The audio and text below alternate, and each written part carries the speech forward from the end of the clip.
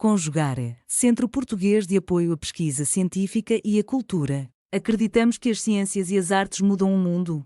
O conhecimento transforma, e isso nos motiva. 13ª Jornada Virtual Internacional em Pesquisa Científica, com o tema Educação, Sociedade e Práticas Educativas.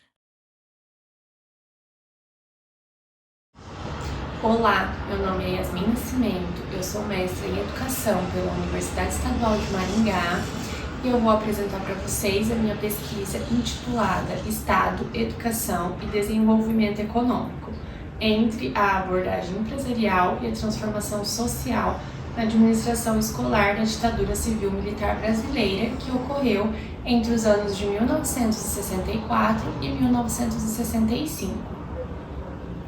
Então, eu utilizo o termo administração escolar porque naquele momento todas as decisões eram centradas somente na figura do diretor. Então, a partir de 1988, com a redemocratização, nós adotamos o termo gestão escolar. Na introdução desse trabalho, eu falo um pouco sobre os objetivos gerais específicos, quais foram os motivos que levaram à escolha desse tema. Então, toda a minha formação, eu venho estudando sobre o contexto da ditadura militar. O meu TCC da graduação, o meu mestrado e eu, ao finalizar uma especialização em gestão escolar, no trabalho de conclusão de curso, eu escolhi apresentar sobre o contexto histórico da ditadura com a gestão escolar. O objetivo geral é analisar a administração escolar durante o período civil-militar no Brasil, período marcado pela doutrina de segurança nacional e das reformas de tendência tecnicista no sistema de ensino, com a finalidade de adequar a educação às demandas do mercado.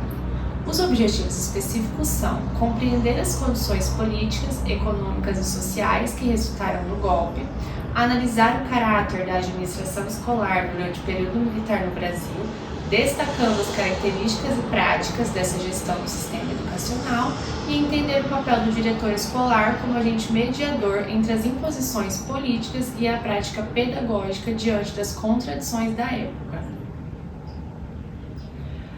Os procedimentos teóricos metodológicos da pesquisa foram realizadas a partir de Marx e Engels, que afirmam que as ideias da classe dominante são, em cada época, as ideias dominantes.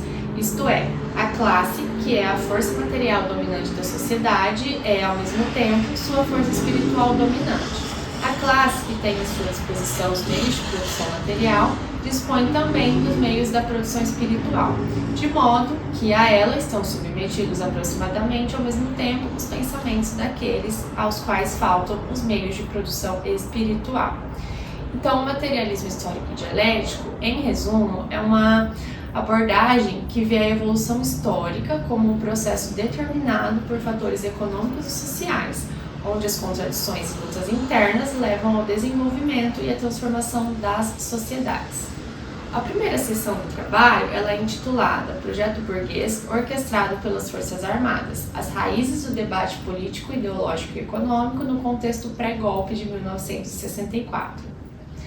Então, eu faço uma retomada histórica desde a Era Vargas, que foi de 1930 a 1945, e também sobre as eleições que antecederam ao golpe, que foram em 1960. Os presidentes eleitos foram o Jânio Quadros e, como vice-presidente, o João Goulart. Entretanto, o Jânio Quadros ele teve um mandato muito curto. Ele alegou que forças ocultas o obrigaram a deixar o cargo e então o João Goulart teve que assumir. Entretanto, a elite brasileira não ficou contente com o João Goulart na presidência.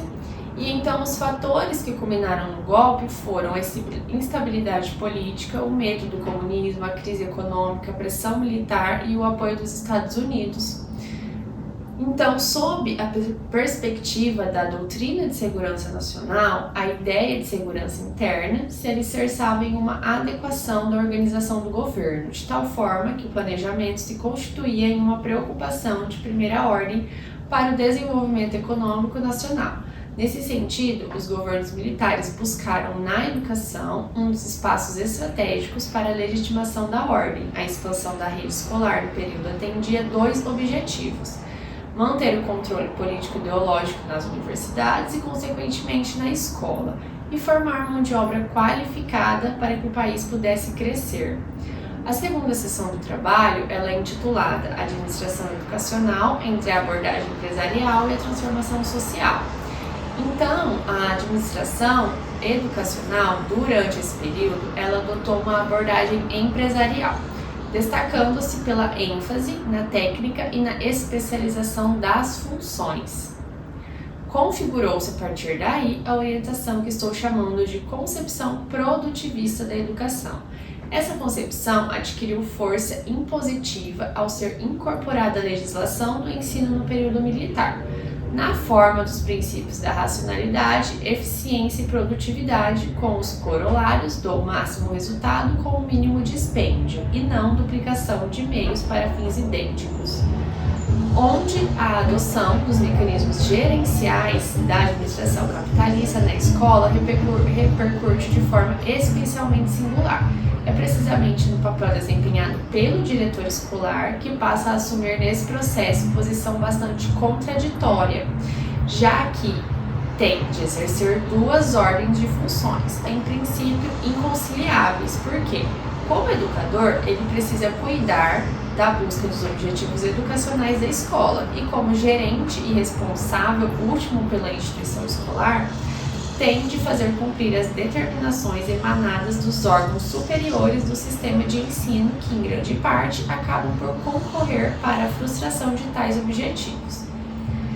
Indo para as considerações finais, a análise das influências políticas, econômicas e sociais que moldaram a administração educacional nesse período revelou nuances significativas sobre o papel do diretor escolar como agente mediador entre as imposições políticas e a prática pedagógica.